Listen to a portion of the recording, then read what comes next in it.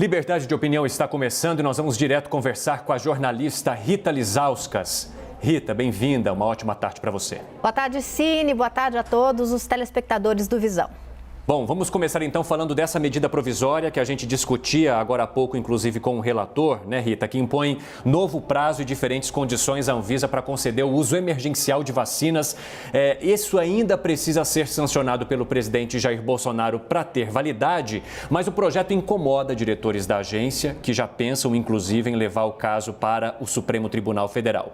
O principal entrave está relacionado a esse prazo. Então vamos lá, atualmente a Anvisa tem 10 dias para analisar os pedidos. Com essa MP, o prazo para conceder a autorização cai para 5 dias. O presidente Bolsonaro disse à CNN que vai consultar ministros e o corpo técnico do governo para tomar uma decisão.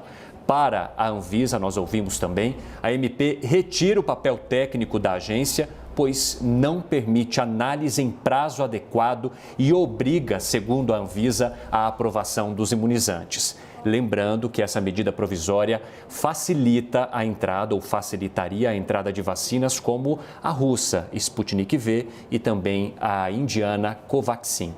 Rita, qual que é a sua avaliação sobre essa MP? A decisão de uso emergencial deixaria de ser técnica para ser política?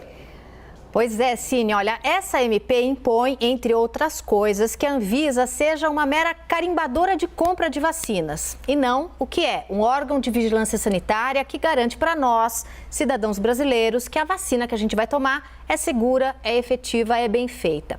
Uma outra função da Anvisa é checar se esse processo de fabricação do imunizante, seja se ele for fabricado aqui no país ou fora, é feito de acordo com as regras sanitárias. A Anvisa sempre faz inspeções nessas fábricas para garantir que a vacina que a gente vai receber e usar é feita de acordo com padrões de fabricação aceitáveis. Então, ao meu ver, quando o Congresso brasileiro impõe um prazo de 5 dias para a Anvisa, para que a Anvisa faça seu trabalho, ele pode transformar o órgão regulador, que é técnico, em um órgão decorativo, obediente ao Congresso Nacional, que entende de política, mas não entende de vacinas. Aí eu vejo, Cine, uma manobra de esvaziar, de enfraquecer e até de submeter a Anvisa. Pior, passa uma mensagem errada à opinião pública e eu acho que esse ponto é o mais importante. Passa uma mensagem de que a falta de vacinas que a gente está enfrentando se deve a uma lentidão da Anvisa e não ao fato de que o governo federal recusou vacinas, como a da Pfizer, por exemplo, que ofereceu 70 milhões de doses, foi ignorada. O Brasil comprou vacina de apenas 2 fabricantes, ao contrário de outros países do mundo, como o Reino Unido, por exemplo, que apostaram em várias vacinas para que não acontecesse justamente o que está rolando por aqui. Temos poucos imunizantes e, com isso, a vacinação anda a passos de tartaruga.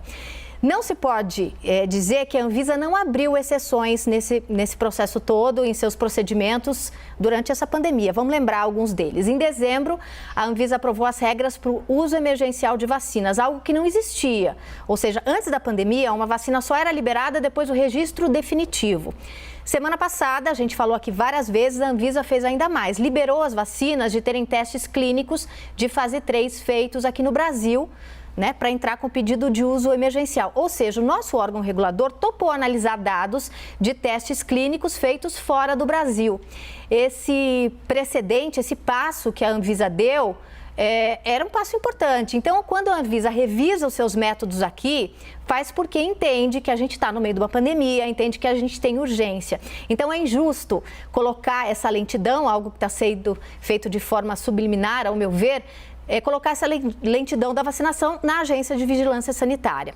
Agora vamos falar de política. Com essa corda tensionada entre o Congresso de um lado e a Anvisa, que promete ir ao Supremo se o Bolsonaro não vetar esse ponto específico, o presidente da República vai ter de escolher de que lado vai ficar. Do Ministério da Saúde, que está atuando junto com o Congresso nessa enquadrada da Anvisa, só para usar o termo que foi usado pelo próprio deputado Ricardo Barros, ou vai ficar do lado da Anvisa, cujo diretor-presidente é um contra-almirante indicado pelo próprio Bolsonaro, o Antônio Barra Torres.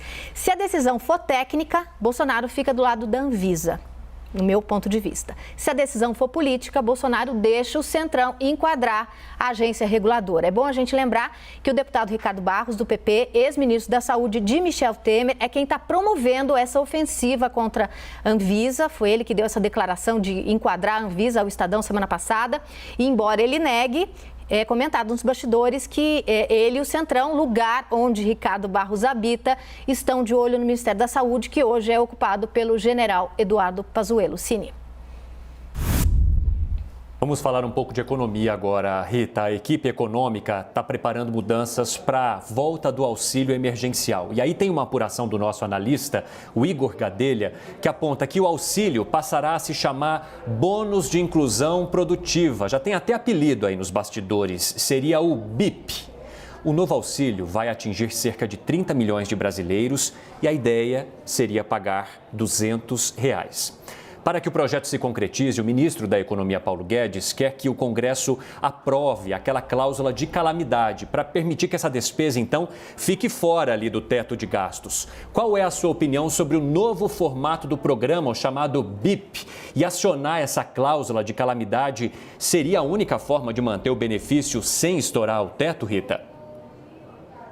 Olha, o auxílio ele tem que voltar, isso é fato, porque com o fim do auxílio, 30% da população brasileira será jogada na pobreza. 66 milhões de pessoas estarão sem ter o que colocar no prato de comida para suas famílias. Essas pessoas passarão fome.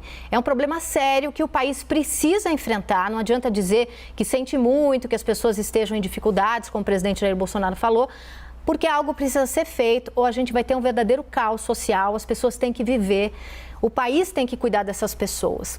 Agora, o que mais me chamou a atenção nesse anúncio do governo é que esse suposto novo auxílio, rebatizado de BIP, como você revelou aí pra gente, seria pago apenas para 30 milhões de brasileiros, ou seja, para metade dos brasileiros que precisaram do auxílio emergencial que foi pago o ano passado.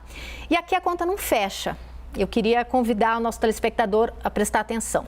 Segundo uma pesquisa feita pelo Datafolha, em janeiro, 7 em cada 10 pessoas que tiveram acesso ao auxílio emergencial não encontraram ainda outra fonte de renda. Ou seja, 7 em cada 10 só conseguiram comer, comprar remédios, pagar aluguel graças ao auxílio emergencial e ainda não tem de onde tirar o sustento. O auxílio terminou de ser pago no final de dezembro do ano passado e essas pessoas continuam sem ter de onde tirar. Passaram janeiro sem acesso a renda nenhuma e agora o governo diz, vamos continuar nossa conta, que pode voltar a pagar no futuro ainda, né? Porque a gente está discutindo o que vai ser aprovado, apenas para metade dos beneficiários. Então faça a conta, 7 em cada 10 não arranjaram nada e só vai ser pago para metade. Então tem gente que vai continuar passando fome.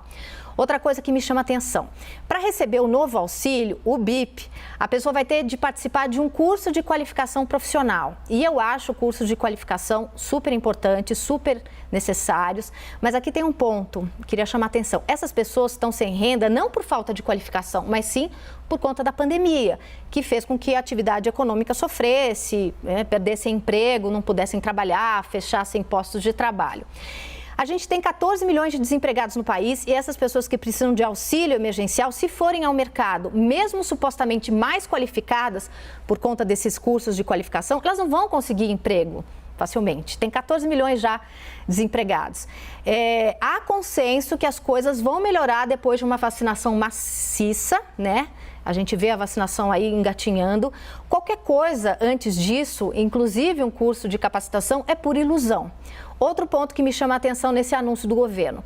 O plano também prevê que o novo auxílio, o BIP, esteja associado à Carteira Verde e Amarela, um programa que aparentemente vai ser relançado pelo governo para reduzir encargos trabalhistas e estimular a formalização de pessoas de baixa renda.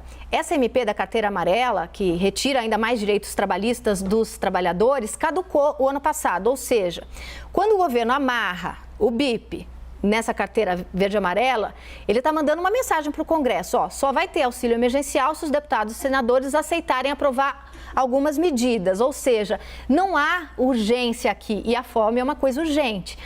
apenas uma chantagem com o Congresso Nacional, uma pressão para os parlamentares aprovarem certas medidas. Claro que é necessário discutir de onde vai vir esse dinheiro, se vai ser necessário furar o teto ou se o governo vai se endividar mais. Só que nesse meio tempo, né, nessa corda esticada entre o governo federal, o executivo e o legislativo, milhões de chefes de família, homens e mulheres, estão sem dar o que comer para os seus filhos. Ô Rita, é exatamente sobre isso que eu gostaria de continuar tratando com você.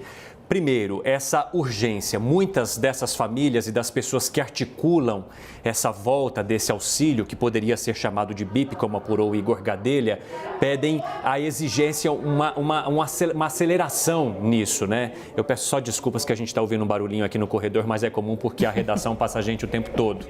E Rita, muita gente falando, mas espera aí, não dá tempo de esperar essa discussão acontecer. A gente precisa para agora. A gente esperou que talvez nesse ano a vacinação já tivesse a todo vapor, mas por enquanto não segue assim. E houve também uma pressão sobre o governo federal que até então já tinha dito que não queria ou que não poderia oferecer mais auxílio a essa população?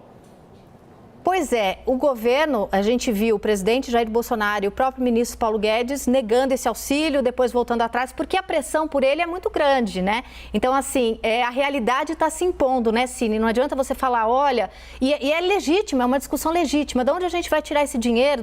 Não estou desqualificando esse tipo de discussão, né? O país tem que saber de onde vai vir esse dinheiro. Mas quando a gente fala de pais e mães de família que não têm o que comer, e a gente está vendo matérias de pais falando, eu estou dando farinha para os meus filhos, farinha com açúcar, eu já vi matéria sobre isso.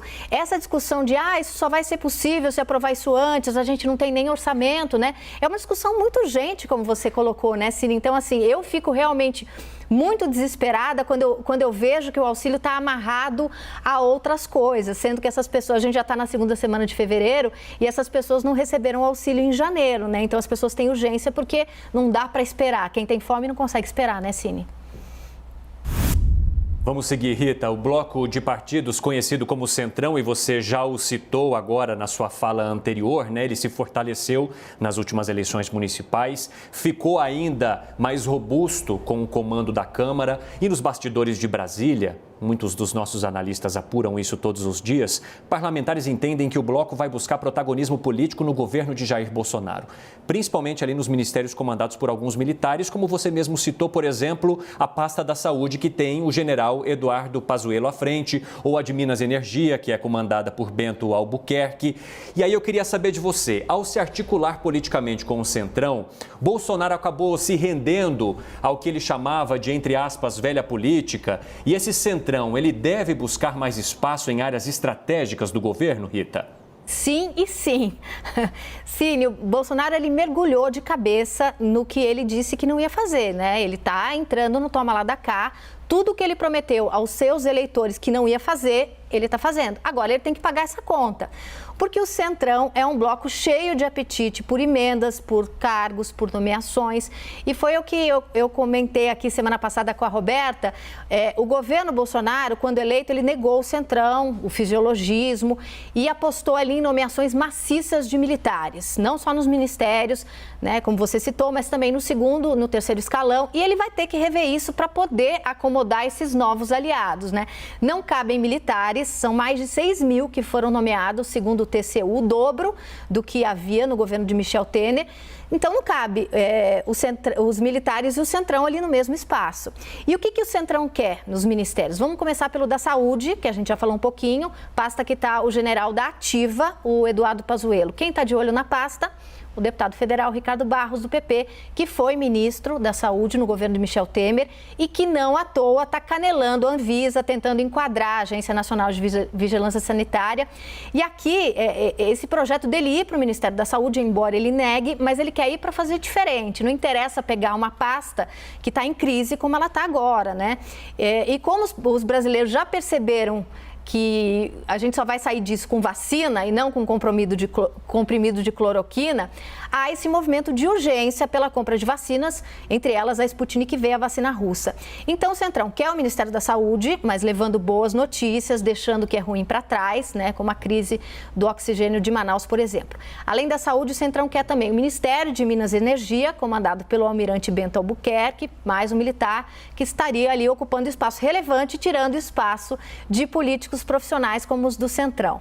Essa vaga do Ministério seria oferecida a aliados do senador Davi Alcolumbre, que apoiou o Bolsonaro na eleição do Senado, que agora está sendo comandado pelo senador Rodrigo Pacheco, né? Então, esse acordo foi feito e o candidato de Bolsonaro ao Senado foi eleito. O que se comenta nos bastidores? Que os partidos que apoiam Bolsonaro, que agora entraram nesse bloco de apoio ao governo, também querem a presidência do Banco do Brasil e da Casa da Moeda. Se os partidos do Centrão conseguirem o que querem, eles votam com o governo. Se não, não votam. Sempre foi assim, né? Bolsonaro disse que faria diferente, mas não é isso que vem se desenhando, Cine. Rita, muito obrigado, né, em mais essa semana e boa sorte nos próximos. Até amanhã. Até.